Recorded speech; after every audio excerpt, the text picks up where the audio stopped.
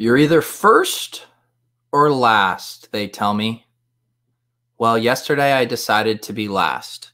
Is my webcam a little funny? Do I need to get that? Oh, wow, you see my calluses there. There we go. Now we're in business. Good morning. Good morning to everyone, except the haters and losers, of which there are many. We got Arocha in the chat. Last night was great. Great combos about how you're looking to be in the 1%, need a 1% outcome, and that's never going to look comfortable in a lineup. Yes, we did the Tilt Space show last night.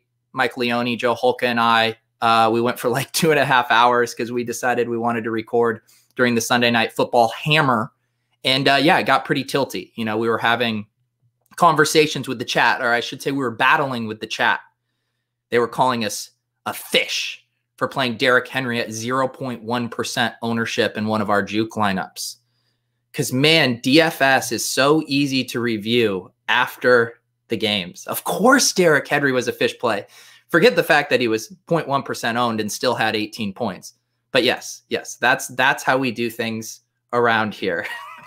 We just look at the results and then we say what you should have done, which apparently what I should have done was play Davante Adams in every lineup, and play Keenan Allen in every lineup, and play Terry McLaurin in every lineup, and play Alvin Kamara in every lineup, and play the Washington football defense in every lineup. Because, of course, they were a smash play at 2,500.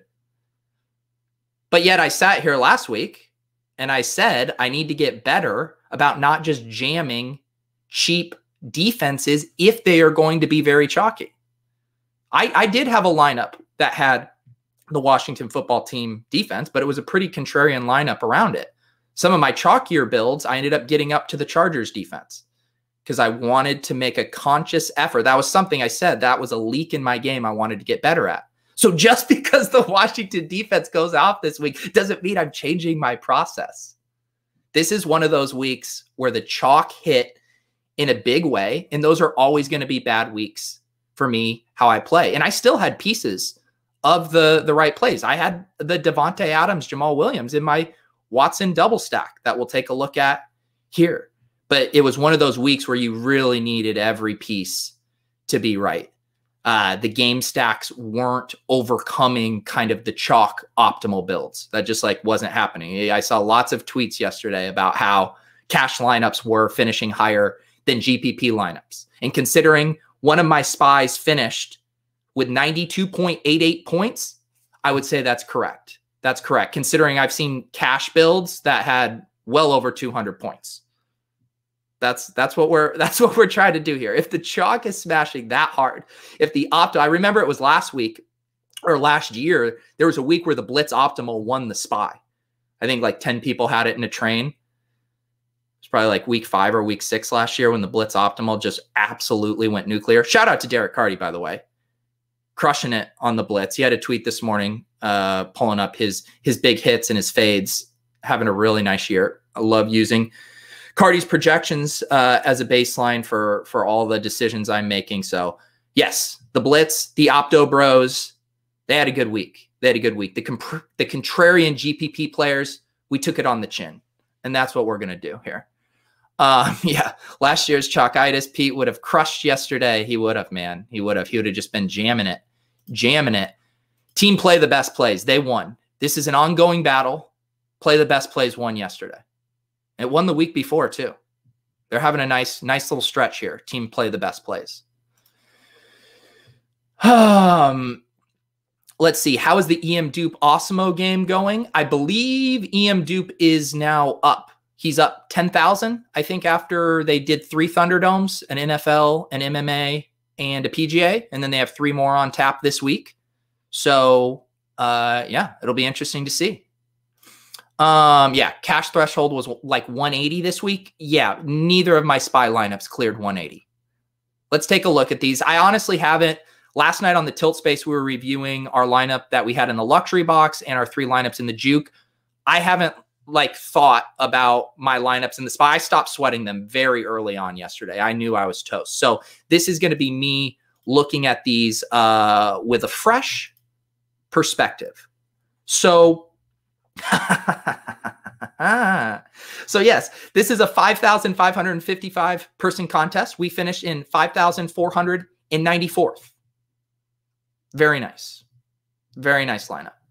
So let's once again take a look at some of my exposures here in this build and what I was trying to do. Josh Allen double stack. The Diggs was one of my favorite plays. And Gabriel Davis, I thought, was one of the better value plays. And I liked how it set up, too, in that I think a lot of people in that salary range were going to be playing Traquan Smith. And I also liked that Perriman offered a cheap bringback. With Jamison Crowder out, Perriman's role had been pretty secure. He was getting lots of air yards down the field, lots of targets. We also know he has big playability. So the fact that I could get a double stack at this price and this ownership was an attractive way for me to start my lineup. I knew by playing Perriman and Gabriel Davis, I would be able to hashtag get in some other good plays there. Terry McLaurin was one of my guys I wanted to play this week. I knew he was going to be a little chalkier. And that's part of the reason why I didn't want to play the Washington football team defense. I didn't want to just jam chalk everywhere else because I knew my McLaurin play was going to be very popular. That was just a one-off. I didn't, sorry, no, it wasn't a one-off. I correlated it with Zeke. That was my thought with that. I didn't want to play a chalk wide receiver as a one-off. That's something I've been trying to avoid, with the thought being like, if McLaurin goes nuclear as a one-off, other pieces in that game are most likely going to get there. And it could have been Kyle Allen double stacks with Logan Thomas or what get there, or the Dallas side. So I wanted to have a Dallas play. And obviously in a vacuum, Kamara was an infinitely better play than Zeke. Well, I shouldn't say infinitely. He wasn't an infinitely better play, but he was a better play for sure. And I mean, in hindsight, Zeke looks absolutely awful. But again, I'm asking the questions. If you play that out 10 times, how many times does Zeke outscore Kamara there? Probably like 2 or 3 times out of 10, I would say. So that's the kind of leverage I was trying to get on the Kamara ownership. I think you could say that I could have still played Kamara with this lineup just because I was pretty contrarian everywhere else. I think that's totally fair. But again, I was correlating it with the McLaurin play. I like doing these correlation plays, trying to identify the games that are going to shoot out. And I had other correlations that work better. You know, I had a Darren Waller, Chris Godwin. I had a James Conner, AJ Brown, you know, and they didn't all work out perfectly. Like, I would have much rather have had the Deontay Johnson, AJ Brown. And sometimes that's just what happens. Like the pieces don't fit perfectly, but I'm eliminating the number of things I have to get right by trying to target a game environment that has more points relative to what their ownership would expect. Yes, Mike Leone, an Allen stack. A little birdie told me that Leone might have jammed 150 Josh Allen double stacks in the Millie. Just, it's a rumor. It's a vicious rumor out there. Alex says he cashed in the listener league. We'll check on that in a second. I just want to roll around in my own filth with this lineup. This lineup needs a blanket. I know. I wore the blanket far too long yesterday. I have shed my vulnerability blanket. Yeah, Bill's not smashing the Jets is gross. I mean, I'll bring back the kicker spot so I can jam Tyler Bass in here. I mean, come on. This is the question everyone always asks. I've been getting this a lot. At 70% sum of total ownership, is that too chalk shy? Again, I'm not building. So I'm obviously conscious of chalk, but I'm not building of like, I need to shy away from the chalk. I wanted to play a Josh Allen double stack. Okay, that's four spots in my lineup right there. Okay. I knew that I really liked Mike Davis as a play. I thought relative to his role, he was still underpriced. So that's a guy I'm playing in there. Okay, so he comes in lower owned. And then I did a little correlation with Jared Cook, who I actually thought was going to be more chalky. But I guess everyone could get to the studs and duds build and was getting up to Kelsey, I guess. I guess we can check some ownerships. But Jared Cook, I thought Jared Cook was going to be more 15%. I actually thought this was going to be a little chalkier. And then I told you I was playing Mclaren. I knew he'd be chalky. And so I offset that with Zeke. And then I didn't want to play the Washington defense along with Terry and that. But yeah, I guess I'm not saying like, oh, wow, this is too contrarian. I should put a chalk piece in it. Like I didn't think I was giving up projected points. Now, I will say I made 5 lineups. I made 5 lineups that I hand built with these beautiful calloused hands. You see those calluses? Those aren't from doing deadlifts. Those aren't for using kettlebells. That's from hand building lineups. And in 4 of my 5 lineups, I had Jamal Williams. He was a near lock button for me. And I do agree. I will say that. This lineup, I probably should have just had him everywhere. He was such a smash play. Obviously, he was going to be super popular. And we'll pull up my other spy lineup here in a sec. I had him. This was my one lineup. I didn't have him. And it was because I liked these other plays. I wanted to get him in. But I should have made room for Jamal Williams in here. So I do agree with you as far as that. But this is like when I build my lineups, right? I have a few of these stacks I like. I have a few of these mini correlations I like. And I've been basically making 5 lineups. That's about the most I can make with a fresh set of eyes on Sunday with being as busy as I am doing shows and feel like I'm getting it in good, not just punting it off, furiously making lineups. So I feel good about the time I have to make 5 good lineups. And I start pulling the puzzle pieces together. Like I like these correlations. I like these stacks. All of a sudden you run out of room in salary and roster spots really quickly. And sometimes it's just like, yeah, I have Jamal Williams in 4 of my 5 lineups. I love him. I think he's the best play on the slate, but I want to get in some of these other plays. And so that's just what happens. He got squeezed from this lineup. If I made one lineup this week, Jamal Williams would have been in it. So that's the other thing. Like I'm showing you guys for the purpose of this challenge, the bankroll, AKA single entry challenge. I'm just showing you each week my 2 spy lineups. I've been playing 5. I put 5 in the $33 5 max, and then I put each individual lineup in like a single entry or 3 max. So I do the big spy, the little spy, the big red zone, the little red zone, and then I think I threw one in a $75 3 max. That was like the extent of my personal action in play yesterday. And then with the tilt space guys, we have collectively we had 1 in the luxury box and 3 in the juke. That was the majority of my action, like 95% of my action. And I had Jamal Williams on 8 or 9 of 10 of those teams. So I guess what I'm saying is, yes, this lineup was more contrarian than my other ones, just because I wasn't eating 60% of Jamal Williams ownership. How much was Jamal Williams here? 53%. Yeah. Yeah. So let me see here. Let me check in on the chat. Yo, good morning, RB Nation. Good morning. I like Gabriel Davis too. He played well when Smokey is ruled out. Yeah, it was, he had been absorbing the John Brown deep threat role with Diggs operating all over the field as kind of the alpha wide receiver 1 there.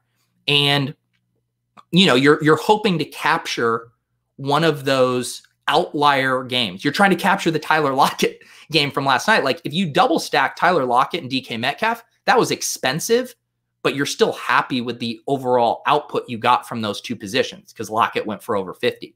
So that's why I like the double stacks that have the cheaper secondary stack options and the cheap bring back, because I'm not paying that much cumulatively to try to capture a ton of points. Say Diggs gets shut down and puts up a stat line like this, but Gabriel Davis has this monster game where he catches 2 long TDs. Well, then this stack is still paying off relative to the cost and the ownership. Good morning, Willis. Cole Beasley over Gabriel Davis. Stupid of me to have not played Beasley. Too much sauce. Yeah, this was a tilting. We'll go to my other lineup in a sec where I had a Deshaun Watson double stack, and I was watching Randall Cobb catches all day. And then in this stack, I'm watching Cole Beasley catches all day.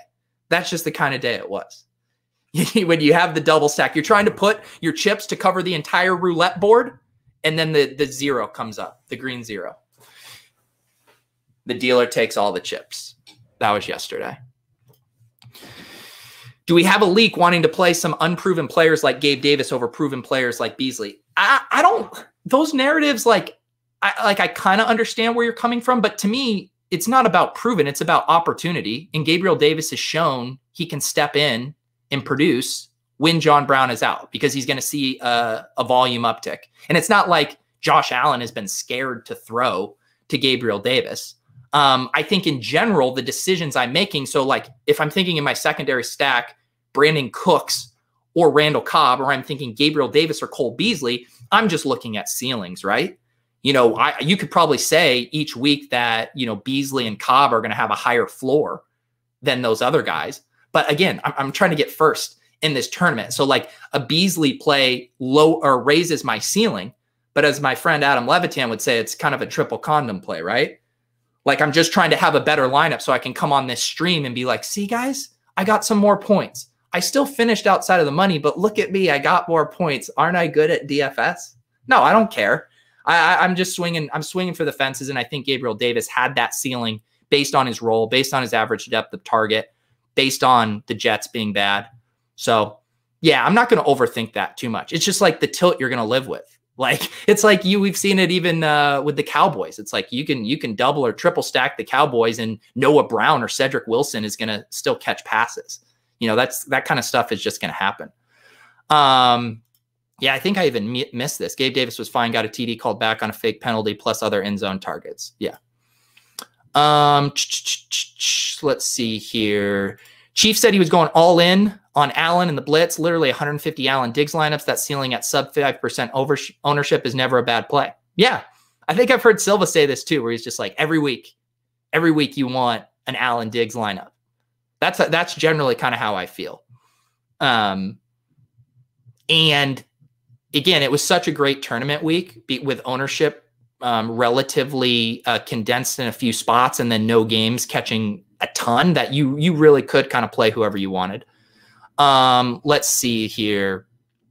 We're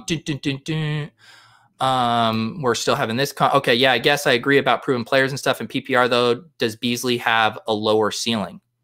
I think so, because I'm just talking purely about average depth of target. Gabriel Davis has a better chance. He fills in for the John Brown role. If you look at his peripherals, he fills in for the John Brown role. He's getting the deep shots down the field. We just mentioned he's getting the red zone targets. Cole Beasley can obviously have days where he racks up a ton of catches and scores more points than him. But I don't think in general that Beasley has a higher ceiling than a guy like Gabriel Davis. All right, let's see here. Should we just look for leverage elsewhere when locks like Gio, Williams, and Deontay are on the slate? I mean, we've talked about this before. Like, if you wanted to play Gio and Williams, you totally could. Like, I could have played Gio and Williams around my Josh Allen double stack. I definitely could have. But, again, I then feel like I want to play a 9v9 versus the field in this tournament. If I'm doing that, or I'm playing 3 chalk options, now all of a sudden I'm playing a 6v6. And then I'm playing a 5v5. And then I'm having to get just so perfect. So if I think I'm not sacrificing too many projected points, like no one's going to look at, like, I didn't play, who would be like a fringe running back? Like Antonio Gibson had a good day, so that's not a good example. I'm trying to think of like a fringe running back in the fives who didn't have like a sure role that maybe people wanted to talk themselves into. Oh, let's say Jerick McKinnon. Let's say that I liked how things were setting up for him. Little did I know. But there's an opportunity cost there. Like, I am giving up a lot of touches when I'm playing Jerick McKinnon and not playing Gio or Jamal at a cheaper price. However, Mike Davis and Zeke Elliott are probably one of 5 or 6 backs with a bell cow role in the league right now. I don't think I'm giving up projected touches there. And then, of course, I play Mclaren in the flex over a running back. I know some people like to play, to jam the 3 running backs. But again, I love the spot for Mclaren. I thought he had a high floor and high ceiling. So again, like, I don't think, even though I was going contrarian, I don't think my opportunity cost was huge. I don't think I was giving up a ton at those running back slots because I'm targeting Mike Davis, who, as we've heard, is 90% CMC. Although maybe we have to adjust our priors on that now that Curtis Samuel is stealing goal line targets. But up until yesterday, that was the case. I mean, Mike Davis had an absolute monster workload. Zeke Elliott, people are down on him because he keeps making boneheaded mistakes, but he still had one of the highest rate of high value touches last week. I mean, he's just getting so many insane opportunities that I think I have a hard time saying it's in a vacuum, just a bad play. Hey, Pete, I played hasty in some lineup to try and get different. I was in the right neighborhood. Yeah, that was weird. I mean, there was that report too before the game that they were like, hey, the team really likes Michael Hasty. He came in and ran well. You know, McKinnon will be involved, but Hasty's going to get the majority of the work. Lies. Jeff Wilson. All right, guys. So let's check out this other lineup here. So this one was just absolute dust. So this was another lineup, and this one will be interesting to talk about because I went for a full game stack. In this one, I definitely ate some more chalk. The chalk donkeys will love this lineup. I played Jamal Williams. I played Devontae Adams. I played Christian Kirk. So this lineup, I did put this one in the smaller SPY on purpose because it was concentrated so much around a game stack. I used 6. I used 6 plays from that Green Bay Houston game. And I'll tell you how I built it too. Tanyan wasn't included in this at first. I knew I wanted my Watson double stack. I thought Fuller, I still think Fuller's ownership each week is kind of crazy relative to his role and his ceiling. He has such, and I know it took a while for him to get there, and this wasn't his best game, but I still just, to me, Will Fuller is like the Derrick Henry of wide receivers. Just the ceiling we know is just monstrous.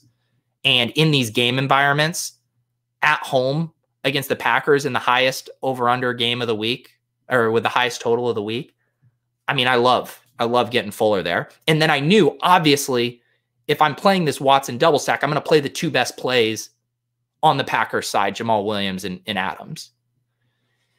And then I was filling out the rest of my lineup. I was trying to think, you know, look, if I'm making a big stand on this game and the Seahawks-Cardinals game goes off, what are the ways I could leverage that, you know, with Lockett and Metcalf and Nuke being what I expected to be fairly popular? Well, how about Christian Kirk and how about Chris Carson? And their ownership was moderate. It wasn't like true leverage on that game, but I liked getting access to that game and all the points that were going to be scored there. And then as I was saying, I had been paying up for defense. I liked how things set up for the Chargers. They weren't going to be highly owned.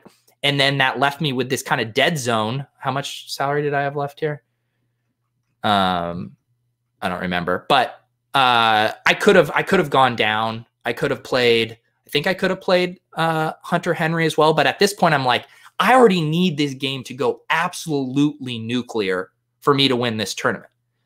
And if that happens, I don't mind just tossing in the tight end here. And again, I want to make the point, I did this in the smaller SPY, which only has 2,222 versus the 5,555, because I'm only getting like one thing right. Like I'm trying to get the ancillary pieces in that Seattle-Arizona game, and I'm trying to nail this game.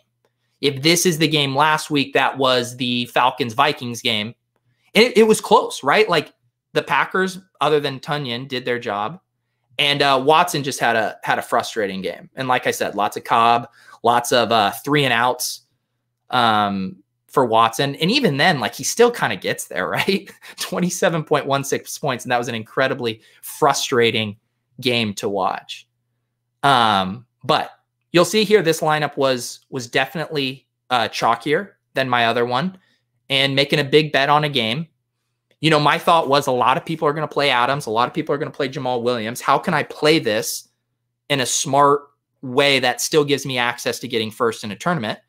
And I thought, okay, well, that is playing those best plays and then bringing it back on the other side with the lower owned guys. And that's what happened with Fuller and Cooks. I'm kind of surprised Cooks was 15.1%, honestly.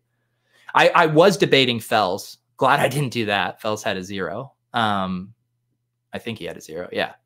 But I just figured Cooks, again, that ceiling thing. And I was indifferent about tight ends. So I think if I would have built and I would have needed to save it, maybe I would have just put in Fells there. But again, I was making a huge bet on this game, trying to get overweight on it relative to the field, knowing that some of these pieces were going to be owned. And we didn't get that ceiling game from the Texans. You know, if we get the 2 more touchdowns from the Texans, you know, then we're starting to talk. Then we're at least up there. Let me check in on the teams here. Okay.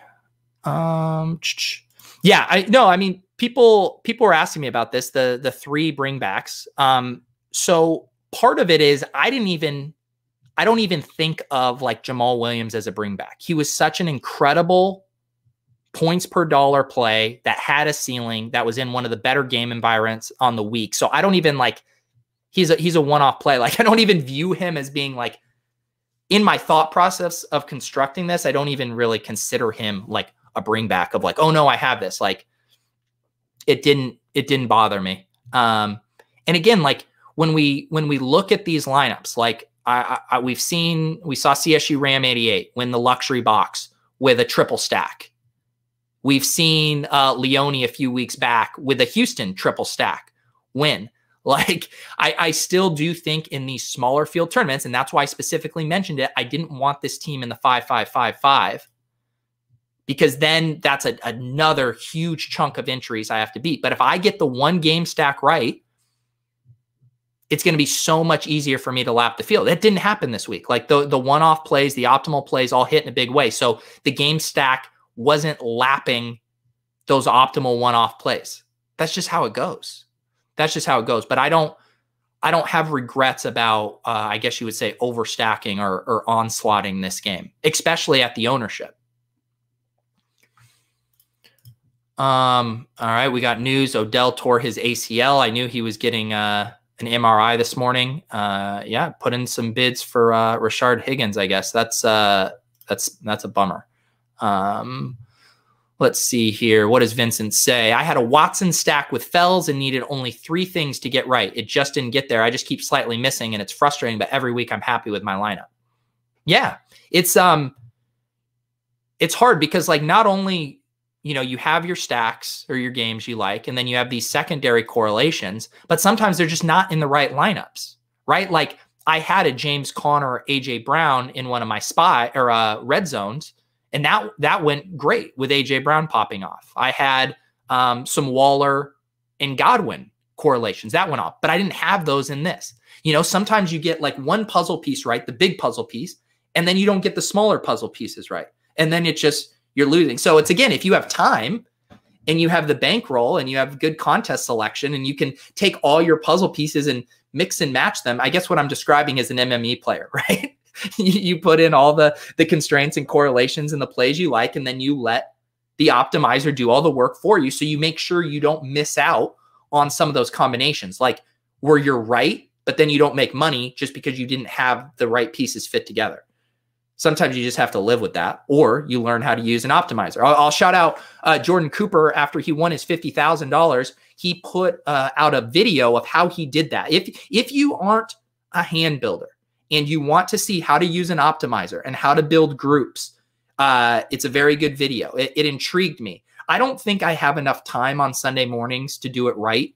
I think I want to spend more time practicing and learning how to do it, so then my process is expedited. I don't think I have the time to do that right now, but if you have the time and you're interested in that, I highly recommend that video, because there's not a lot of people showing you exactly how the sausage gets made. For these are what my groups look like.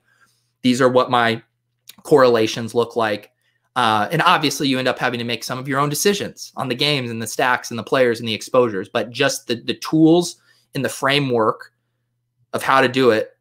Very good video if you're interested in MMEing and trying to get all the perfect combinations right. That will set you up to do that without having to get calluses on your hands hand building here.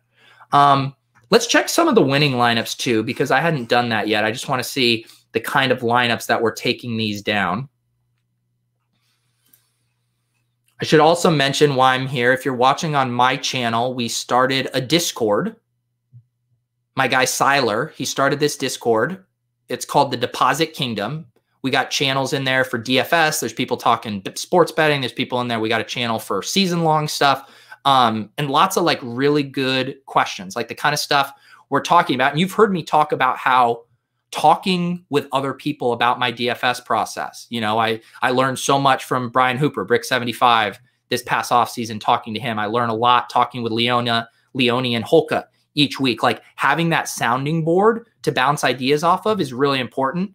And I know there's lots of good Discords out there. The Roto Grinders Discord has great conversation. I know I mentioned Jordan. I know he's in there a lot answering questions. Like find these communities to help you think through things you wouldn't have otherwise thought, or see different perspectives, or have someone who's mentioning, hey, this ownership's is creeping up over here. And you're like, oh, I wasn't even looking at that ownership. I didn't even know that might've been a possibility. Just anything like this. It's very helpful to have other people to bounce ideas off of. So there's a plug for the Discord. It's in my show notes if you want to join. Let's see what first place look like here. Marty McFly, 275.58 points. He runs a Herbert to Keenan Allen with no bring back. He has Kamara and Jamal Williams, the chalky running backs. He does a one-off Tyler Lockett, a one-off Harrison Bryant, a one-off Devontae Adams, and then Todd Gurley. This is not a lineup I would ever find myself on. It's a great lineup. I mean, 275 points. I mean, absolutely went. But this is this is week 7 in a microcosm right here. I mean, just getting every one-off play, most of which were pretty popular. I mean, the best play here is Harrison Bryant, punting it at tight end, low ownership, a guy that was stepping into opportunity with Hooper out. I was a little confused on how to play that. The whole Njoku Harrison Bryant thing, I was getting Adam Troutman flashbacks. Those plays weren't on my radar. If it was just one of them in there stepping into that opportunity like it was with Troutman, I've been like, giddy up. Let's go. Let's go. Oh, yeah. Jordan following up on his MME process. Spent an hour doing that process on Saturday night, just then tweak and review things on Sunday mornings. Yeah. Let's see. Playing Jamal and Adams seems negative EV. I don't think so. I mean, I played them. I wanted, and this goes back to the thing, like they were both great plays. And because Jamal Williams is so cheap, I don't even think that's negative EV. Like it was a game environment that was projecting the implied team totals were more than enough for both Jamal Williams and Devontae Adams, who we could safely project to be the engines of those offenses. Like we could project them to get the majority of touches. And if we expect the Packers to score 30 points, like their implied team total, like both of those guys can get there. But that's why I'm saying, Eric, similar to thing, like I wouldn't have built a lineup like this. I did build a lineup with Jamal Williams and Devontae Adams, but I built the Houston double stack around it. Because I said, if these guys go off, what could also happen? Well, I thought the game was setting up perfect. I mean, Adams and Williams are crushing early. We have a negative game script here for Deshaun Watson, who goes into that pants on fire mode. And I thought, okay, we're looking good. And it just didn't get there. It didn't get there. Too many stalled out drives, too many passes to Randall Cobb, not enough explosive plays to speed up the game. But that's why I don't mind it. Like I played Brandon Cooks and Will Fuller. All it takes is one play. Boom. The stack is hitting. The game is sped up. More opportunities for Adams and Jamal Williams. Like I'm trying to correlate and build around that game environment. If Jamal Williams and Adams hit their ceiling, what's generally going to happen? Well, generally, I think the Texans find a ceiling themselves. That didn't happen, and that's why these 2 one-offs with no bring back worked. But I'm never going to build a lineup like this. I mean, this is nearly, to me, other than, I'm not a cash game guy. You guys can tell me if I'm wrong. I would say other than Herbert and Todd Gurley, this is a cash game lineup, right? I mean, Lockett was a great play. He was affordable. Keenan Allen, I know, was popping in optimals. Devontae Adams in optimals. Kamara, Jamal Williams. I assume Harrison Bryant, the punt tight ends, are always going to look vaguely nice and optimal. As Washington football team was the optimal D based on projections, not hindsight. I mean, this is a near cash lineup with Justin Herbert and Todd Gurley. I'm never going to have lineups that look like this unless I start playing cash games. So, yeah, shout out to Marty McFly. That's why DFS is beautiful, right? I mean, because someone can win. What did he win? $50,000 bucks? $100,000 on this lineup. Very nicely done. What do we got here? Yeah, I did. Did you guys miss the news that MVS retired? Jamal's their number 2 wide receiver. I had talked about this on a show Sunday, our line movement show, because I was getting lots of questions about Jamal versus Gio, and I didn't play any Gio, mainly because I didn't want to play both Jamal and Gio, and I preferred Jamal so much more than Gio because they've used Jamal at times like interchangeably with Aaron Jones. Like, it's not like, oh, Jamal Williams is just the passing back and Aaron Jones is the early. Like, they will do drives where Jamal Williams plays the entire drive. Like, they will use him as the full bell cow running back. And I thought that's more what we were going to see here, especially after Tyler Ervin was made inactive. And I know that might not sound like a big deal, but I think these are the little clues that teams are telling us based on their actions and how they think about things.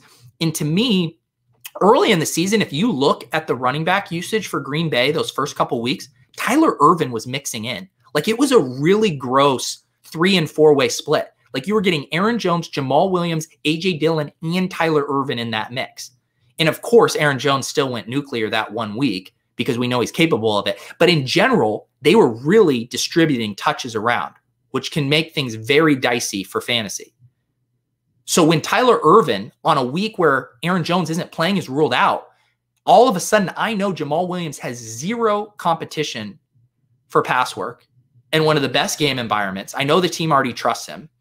He's the guy that's been the thorn in everyone's side for Aaron Jones for years. Everyone's like, let Aaron Jones cook. Well, the team loves Jamal Williams. So that was setting up very nicely for him. I thought he was a fantastic play. Like I said, I had him in 4 of my 5 personal lineups. I believe we had him in every single one of our tilt space lineups. I just didn't have him in my 1 spy lineup that I reviewed for you guys and ate shit. So that's how it goes.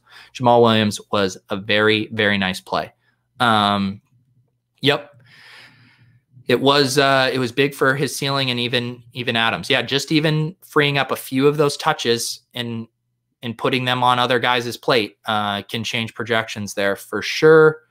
Tilt space was fire last night, and Derrick Henry is definitely going to be 30% owned this week. Yeah, man, I couldn't believe that. In the juke, we were the only team to play Derrick Henry, coming off of an absolutely nuclear game. In the olden days, Derrick Henry would have been 20% owned coming off of that. It's crazy. It's crazy. People are not box score watching. You go into the app, you're not clicking on what did Derrick Henry do last week. They're looking at the DVP. They're seeing the red number 2 next to the Steelers. Oh, the number 2 defense. I can't play a running back there. So maybe that's our edge. Maybe we're back to defenses don't matter to get an edge in DFS because people are not box score watching. They are not. They do not care if someone goes nuclear. They are not going back to them. They don't care if a wide receiver like Terry McLaurin has bricked, 2 or 3 weeks in a row. They know. They know he's number 1 in the air yards by low model. He knows it's a pace-up game. They know the Cowboys secondary is awful. You're not getting anything past people unless it's the matchup. People still get scared of the matchup. What do we have here? I always obsess over my cash lineup all Sunday morning, and then I'm scrambling to put lineups into contests and then end up with my highest score in a free roll while I put off the $27 single entry. This is what I was talking about of why I only make 5 lineups, because that's, I write a newsletter on Sunday mornings. I do a show from 11 to 12. I have to touch base with Leone and Holka about our lineups. It really only leaves me like an hour of just my own time to build. And I like building with a fresh set of eyes on Sunday. I'm messing with combinations. I'm doing my research. I'm making notes up until then, but I try to throw it all out. Not throw it all out, but I try not to be anchored to any specific builds that I've done before that. And so to your point, like make the amount of lineups or focus on the contest selection that you think you can reasonably devote enough time to that you think you have an edge. This is also one of the reasons I don't play cash. I think I understand the cash builds. I think I know what those are going to be, but I think there's just a little bit more nuance to that. And like, I just want my brain thinking about tournaments on Sunday. That's what I'm focusing on. So I'm not adding cash to my plate. It means I'm going to have way more down weeks, right? Because I'm not going to build a floor into my bankroll by chipping away with a, I don't know, if I was good, a 55% ROI in cash games. Like for me, that's a lot of additional time and resources to grind out that ROI relative to me trying to become a better tournament player. And I've come to peace with eating shit in these weeks. But just knowing like I'm going to be solely thinking about that. I'd rather be really good at one thing than decent at both. So I guess my only thing that I would say to you is like, what do you really want to be good at? And there are tons of players who are great tournament and cash game players. I don't think I'm that. I don't think I'm good enough to pull that off right now. Maybe you are, but I would just say if it feels like a lot, maybe just focus on one thing. Just focus on one thing. Dial that process in. And then once Jordan mentioned he does an hour on that and then he just tweaks some things Sunday morning. Like he has his process dialed in. I now have like my process for certain things dialed in. Maybe once I get way more comfortable, I could add new things to my plate, try different formats, different game types. But I'm not at that point yet. I'm still really trying to lock in to my Sunday morning process. So ask yourself what your goals are. Ask yourself how much time do you need to be able to devote to accomplish those? And then are too many other things distracting you from being able to do that? Should we feel good when the chalk hits and we drop to the bottom of the leaderboards? I mean, I don't feel great. But I'm not questioning my process. I'm not having this existential crisis of like, why didn't I play Alvin Kamara? Why didn't I play Tyler Lockett? I mean, I'm not having that kind of dread because I know how I'm building. I know why I'm building that way. I know I'm not going to win a GPP every single week. The chalk hits for a very good reason. They are the best plays. Chalk exists for a reason. And again, like this lineup here up on the screen had to be perfect. You need the perfect chalk lineup, but no to get Todd Gurley in there and no to punt it off with Harrison Bryant. Like you have to be so insanely perfect. You're matching the field on Kamara, on Williams, on Lockett, on Keenan, on Devontae. And then you're saying, all right, now let's see who can do the best galaxy brain one-offs. It's hard. I don't want to play this style because this, ironically, this is the ironic thing, right? Like people say like, oh, you're being far too contrarian. To me, this is the far more risky thing because you're saying me and the field are going to play a 3v3 now. That's hard. To me, this is the lottery. Even though these are higher projected plays, like getting this lineup specifically to first place, that's a lottery to me. I'm not good enough to get all those things right. I'm trying to get one or two things right. They had to get a lot of things right here. Very little correlation in this lineup. How do you know? So, we talk about these lineups and you say, well, you should have played more chalk. Well, how do you know when to not play? How do you know not to play Mike Davis instead of Todd Gurley here? I think everyone would agree Mike Davis was a better play than Todd Gurley based on projected workload, similar ownership, relatively similar price. I think maybe 600 more. So how do you know which best plays to play and then which weird contrarian play to play? Like, that's what I'm saying. Like, you're having to get so many things right when you don't correlate like this. And you're playing very similar plays as the rest of the field. Like, that's hard. That's really, really hard.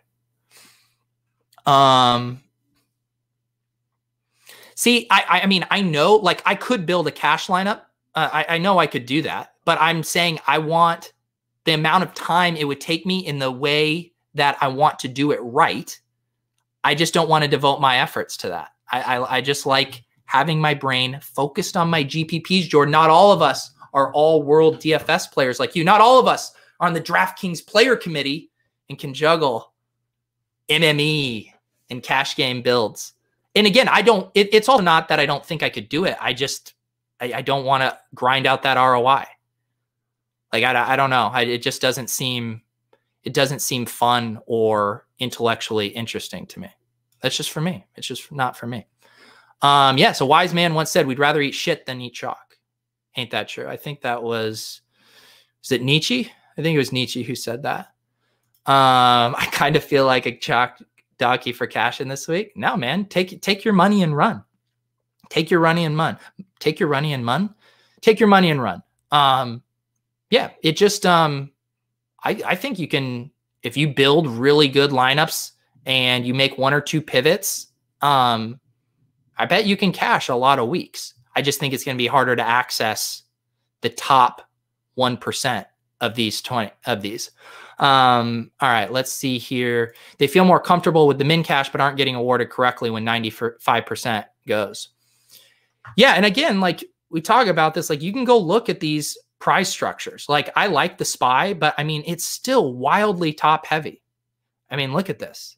You have almost $200,000 in the top 5 spots. And obviously any of us would be happy with turning $100 into 5,000. But to be profitable in this contest long-term, like you need access to some of these top ones. Look how hard it is just to even min cash. I mean, you got to be in the, 20th percentile just to 1.5x min cash. That's really hard. That's really hard to be profitable long-term. Oh my God. Of course that dude won. He was named Marty McFly. It's true, man. He came back from the future to win the SPY. Let's take a look at the listener league here and then we'll wrap things up. Brian 0825. Very nice lineup. He had the chalk running back construction of Kamara, Bernard, and Jamal. He had a naked Kyler. He played Lockett coming back, played Devontae Adams, and then played one-offs. This is, again, very similar to that lineup we just looked at. This is more or less a cash game lineup with like one tweak, getting in Deontay Johnson, who I think in a normal week would have been far chalkier. 4,200 Deontay Johnson for his role. I mean, that was a really nice ownership thing. I probably would have been even more overweight on him had I thought about that more and realized how under-owned he was going to come. I had him in, I did some one-off correlations, like in the lineup we played Derrick Henry. We did Derrick Henry and Deontay Johnson in that lineup. And that was fine. And then in one of my other ones, I did James Conner, AJ Brown. What you really need was AJ Brown and Deontay Johnson. But again, this is a nice lineup. This is a hashtag play the best plays lineup. You know, this is a very small field relative to some of these tournaments we're discussing. Only 200 people in here. And he did kind of 2 sub 10% plays in Deontay Johnson, the Chargers D. On the chalk week, this can smash. It can smash in a 200-person tournament. Nice lineup, Brian 0825. Like I said, these aren't the kind of lineups I'm going to make, but there's merit to them on weeks like this, right? I don't know which weeks those are going to be. Some weeks the chalk hits, sometimes it doesn't. And, you know, look at the kind of lineups you have to beat out. So how many plays does he have in his lineup that second place has? 1, 2, 3, 4, 5, 6. 6 of 9. Brian 0825 and Texas Boss 302 had a 3v3 for all the monies. That's hard. That's hard. I don't like going into tournaments where I know I'm playing a 3v3. I'd play cash games if I wanted to do that.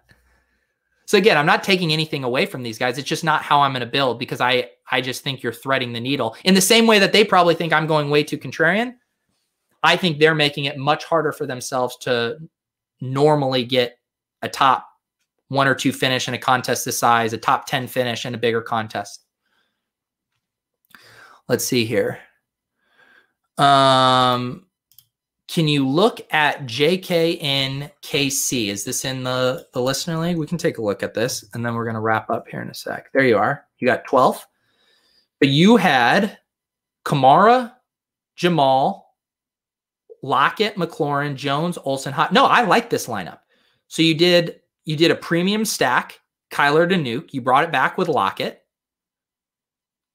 Or you did the double bring back. Yeah. No, this is a good lineup. These are the lineups I like to make. You were making a bet on this game.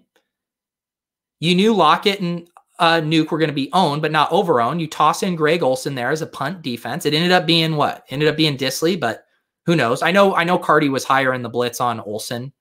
I had Olsen in my single entry that I had a Seattle game stack in. You play Marvin Jones as a one-off. I get a little in my bias of I feel like Marvin Jones might be dusted, but like from a ceiling in ownership and game environment, I love that one-off. Eat some chalk with McLaurin. I thought he was a great play. You get a non-chalky defense. I like this lineup. It's correlated. You decided to eat some chalk here with Jamal Williams and McLaurin. No, I like this lineup. Let's see. Does DB4 Cornet line up for GPP? Let's see. Are you in this? Is that what you're saying? DB4? Okay. Ooh, you got 5th. All right, let's see here. Kyler to Nuke. You bring it back with Lockett. You do a little mini correlation here with AJ Green and David Njoku. That seems nice. And then you play some best plays around it. Kareem Hunt, Jamal Williams, Keenan Allen. And then you pay up for defense, get a low-owned great defensive play. I mean, it didn't get there, but I like that. This is a good lineup. I like this lineup. I think that's a lineup that's perfectly suited for this size tournament. A premium skinny stack, one other little mini correlation here, and then some best plays. I think that's a great lineup. Yeah. Oh, Realberg, Realberg, which one are you? You're the one that won? Or are you Texas boss? Regardless, nice lineup. Very nice lineup. Congratulations on taking down the very prestigious Pete's Week 7 League. All right, guys. This has been fun. If you want to see more tilt, if you want to see more first take processing of the slate, like I said, we went live for like 2 hours last night on the tilt space. I have, if you're watching on my channel, I have the link in the description. And we had a lot of these conversations. We were battling with the chat. You guys are far more, I don't know what the term is, agreeable or open-minded. Our tilt space chat was, there's a lot of recency bias, a lot of thinking we know how to do things based on what just happened. So we were battling, we were tilting. If you want to watch that, I think it's a fun watch. But otherwise, if you guys haven't subscribed to the channel, subscribe to it, hit the like button, regardless of if you're over at RotoGrinders or on my channel. It would help us out. I'll be back on Friday with a build show. Haven't booked a guest yet, but I've really been enjoying those. And Jordan had a nice tweet about it the other day. But I do really, it is probably one of the content things I do that I'm most proud of, because I'm very specific on the type of guests I book for that. We're not doing picks. I mean, Bales and I barely talked about the slate over the course of an hour, but I'm booking guests that we can talk DFS, GPP strategy, game theory, correlations, things that are evergreen, things that can be applied to each and every slate you play. Not who do I play, Gio Bernard or Jamal Williams? Like, those questions have no shelf life. Those don't help us. It's the epitome of like, give me a fish versus like, let's learn how to not be a fish. We're turning that phrase on its head. But that's really, and I'm asking the questions that I'm curious about, that I'm trying to learn from players that are way better tournament players than me. So I think those shows are very evergreen. If you want to go back and watch them with Bales, with Beim4, with Blender, with who else did I have on there? I've had a lot of good guests, but go back, check those out. They are evergreen. I do think that kind of stuff is the best way to become a better tournament player. Maybe you want to become a better cash game player. That show is probably not for you. But if you're interested in tournaments, I do really think those shows are valuable. So I'll be back on Friday. I'll book a good guest for that. We got the Swolecast on Wednesdays. Subscribe to that Swolecast if you haven't yet. We'll have listener leagues. I'll get the link pinned down in the comments once that's up. I don't know if salaries are up yet for week 8, but we'll get that listener league up. So thank you guys. Congrats to all the chalk donkeys. Congrats to all the fish out there on their big week. The GPP players will live to see another day. We'll see you guys next time.